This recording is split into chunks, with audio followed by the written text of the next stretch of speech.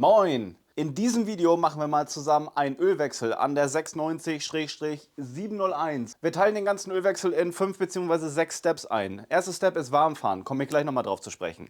Der zweite Step ist Öl raus. Der dritte Step ist eben einmal Magnetablassschrauben angucken, generell das Öl eben einmal prüfen, also eine Sichtprüfung machen von allem. Der vierte Step ist neue Filter, Ablassschrauben, alles wieder rein. Der fünfte Step ist Öl wieder drauf und der sechste Step, das Ganze zu überprüfen, was wir da gemacht haben.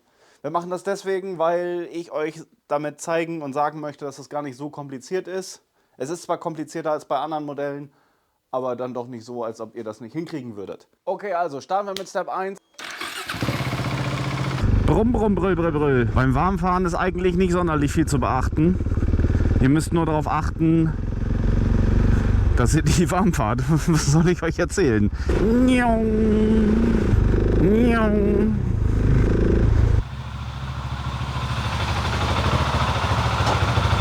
Einen leckeren Zwischenport.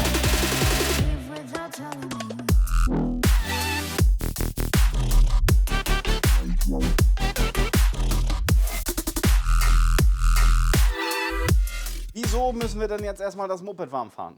Nun, das Öl hat erst ab einer gewissen Temperatur seine Funktionsviskosität. Sprich die Dünnflüssigkeit, die das Öl eigentlich haben soll, damit es funktioniert, wie es funktionieren soll.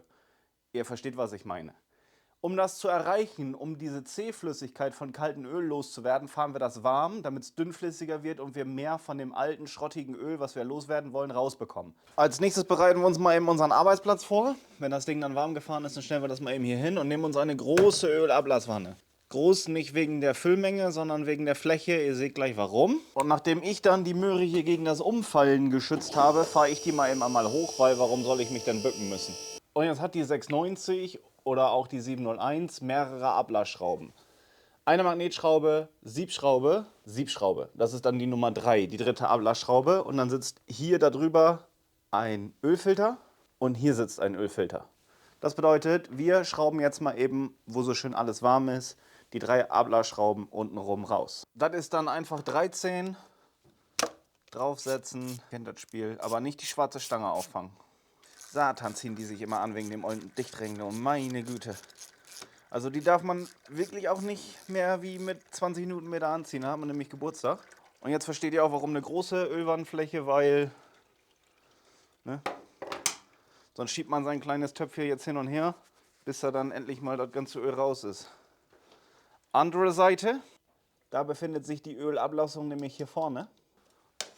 Aber da dürfen wir vorher mal eben ein wenig kurz drüber reinigen, weil das sieht ja verheerend aus. Oh.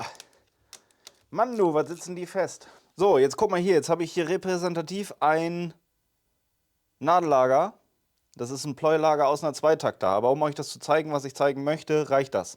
Dieses Lager hat hier, wie man da sehen kann, ich hoffe, das haut mit dem Licht so hin, ist verkupfert. Und hier nicht mehr. Das bedeutet, dieses Kupfer hat sich im Laufe der Zeit abgetragen und diese Schutzschicht ist ja verschlissen. Irgendwann ist so ein Lager ja mal am Ende. Wenn wir jetzt die Ölablassschraube draußen haben, können wir uns mal eben einmal das Öl auf Rückstände von diesem Kupfer als Beispiel mal eben einmal angucken und die Ablassschraube angucken, ob und was für Späne jetzt an der Magnetschraube dranhängen. Und wie Sie sehen, sehen Sie hier nicht besonders viel. Das ist ganz fein. Das hier sieht alles vollkommen normal aus, keine Späne dran, kein großartiger Abrieb, ein ganz bisschen Getriebe und Kupplung und was weiß ich nicht alles. Zu vernachlässigen brauchen wir nicht drüber reden. Das gleiche gilt für die Siebe hier. So ganz, ganz feine, glitzernde Partikel da unten. Alles irrelevant. Unter dem ersten Deckel, den ich euch vorhin gezeigt habe, diesen Deckel, ihr erinnert euch, sitzt dann der erste der beiden Ölfilter. Dazu nimmt man sich dann einen Magneten und zieht den dann normalerweise raus. Der Magnet hat nicht genug Dampf. Ich hole mal eben einen von meinen. Das sieht doch schon besser aus.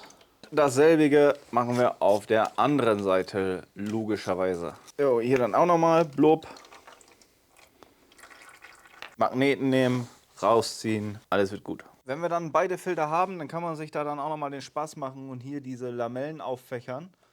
Und hier mal durchgucken, ob sich da noch irgendwie was drin versteckt. Aber hier ist absolut gar nichts. Alles tippentoppen. Vielleicht als kleine Information für dich hier jetzt an dieser Stelle. Ich revidiere gerade so einen 690 Motor Schritt für Schritt als Anleitung, damit du es nachmachen kannst. Das heißt, solltest du wegen dem Ölwechsel hier neu auf dem Kanal sein, guckst dir gerne an. Ich verlinke dir das Video einfach mal im Abspann, damit du es leichter hast zu finden. Ich habe jetzt hier, wie gesagt, für den 4. Schritt, nämlich die Filter und Schrauben wieder rein, ein Original Ölfilter-Kit von KTM bzw. Husqvarna und oder GasGas. Man kann natürlich die alten Schrauben wiederverwenden. Da ich das Set aber da habe für unser Projekt 690 Motor, nutze es dann dementsprechend einfach. Also 9 Ölfilter mit dem schwarzen Gumminuppel da so rum da rein. Dann einen der beiden Dichtringe nehmen, hier drüber. Dann kann man sich die Mühe machen und die Schrift mal eben einmal nach oben setzen. Hier drüben, wie gesagt, der andere Ölfilter. Am besten ist, wenn man sich das irgendwie merken möchte oder unsicher ist, ob die nicht doch irgendwie verschieden sind. Schrift nach vorne, da rein, Deckel drauf. Vielleicht noch ein kleiner Tipp, die Ohrringe ein bisschen ölen, damit die A leichter an Position gehen und B dichten. Schrauben rein und hier dann das gleiche wie drüben. Einmal 6 Newtonmeter drauf.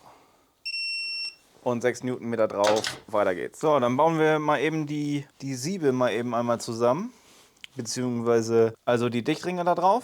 Ich hoffe, ihr seht das, dass das Licht hier einigermaßen hinhaut. Und dann werden die hier einfach nur so reingesteckt. Und wenn sie dann nicht weghüpfen, da dann neue Dichtringe drauf. Diese Siebe stecken wir dann in die Position, wo sie herkommen. Ihr fühlt, ob ihr da richtig sitzt oder nicht. Und dementsprechend hier vorne reinstecken, reinschrauben. Und dann kriegen die einen Drehmoment von 15 Newtonmeter.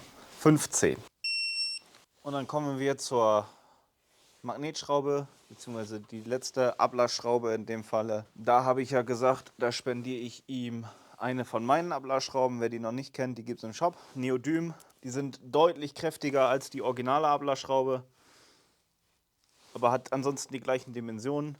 Mit einem neuen Dichtring da rein. Und die kriegt dann auch einen Drehmoment von 20 Newtonmeter. So, nach Adam Riesling oder wie der Bengel hieß, kommt jetzt der nächste Step, nämlich Motoröl wieder drauf.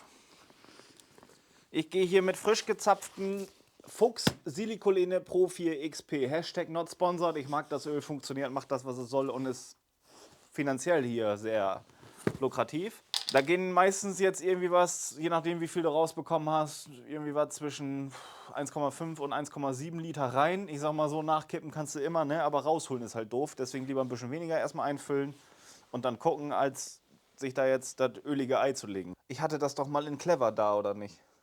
Mit so einem Schnüffelstück dran. Das ist doch alles schon wieder Käse hier. So machen wir das nicht. Aha, hier, so ein Öleinfüllstutzen ist das nämlich. Wusste ich's doch, weil dann brauche ich mich nicht so quälen, versteht ihr? Könnt ihr überhaupt was sehen? Wie am Anfang erklärt, läuft das hier jetzt alles relativ ungeschmeidig, sag ich mal. Weil das Öl so zäh ist. Aber das hat ein 60er Öl auch nochmal so an sich. Es kann sich nur um Stunden handeln. Dass das natürlich für die kalten Temperaturen jetzt im Winter nicht das richtige Öl ist, brauchen wir uns nicht drüber unterhalten. Aber Tino ist Schönwetterfahrer, glaube ich. Wenn nicht, dann ist Tinos jetzt. So, der erste Liter ist ja schon mal drin. Geben wir jetzt noch mal einen halben hinterher. Dann sollte irgendwann im Ölschauglas da mal was erscheinen.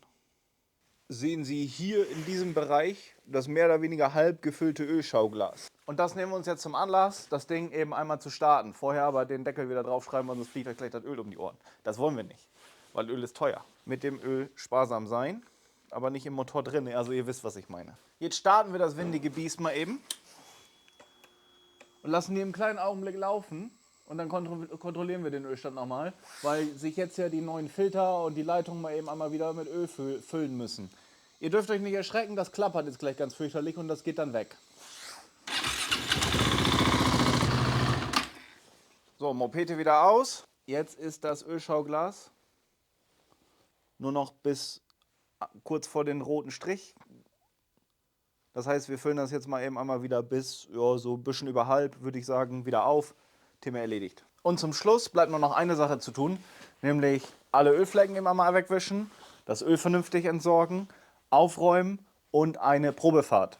2-3 Kilometer reichen dafür vollkommen. Es geht nur einmal darum, eben einmal zu gucken, ob alles dicht ist, dann ein bisschen Druck ins System bringen und dann nochmal den Ölstand kontrollieren und dann habt ihr schon. Also theoretisch, wie ihr gesehen habt, ihr irgendwie was mit 8 bis 12 Minuten. In der Praxis dauert es dann am Ende ein bisschen länger, aber ihr könnt euch somit einen Haufen Kohle sparen. Und ich hoffe, dass dir das eine Hilfe war. Und hier noch einen leckeren Bonustipp. Folgende Situation, ihr habt eure 690 oder 701 gerade gewartet und wollt selbst euren Service-Modus deaktivieren oder eure Kilometer zurückstellen.